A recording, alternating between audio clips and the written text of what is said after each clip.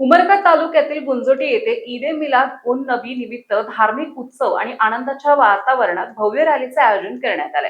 या रॅलीमध्ये मुस्लिम बांधव मोठ्या संख्येने सहभागी झाले होते।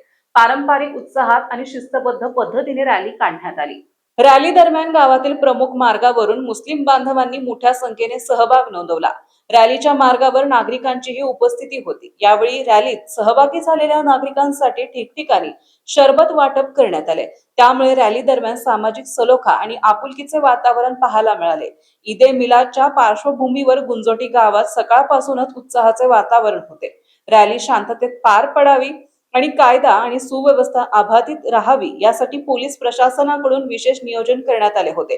रॅलीच्या संपूर्ण मार्गावर पोलिसांचा बंदोबस्त ठेवण्यात आला होता। उपविभागीय पोलीस अधिकारी प्रशांत संपते तसेच उमरगा पोलीस ठाण्याचे पोलीस निरीक्षक प्रल्हाद सूर्यवंशी यांच्या मार्गदर्शनाखाली गुंजोटी येथे कडक पोलीस बंदोबस्त तैनात करण्यात आला होता। पोलिसांच्या चोख नियोजनामुळे रॅलीत कोणताही अनुचित प्रकार घडला नाही आणि रॅली शांततेत आणि उत्साहात पार पडली।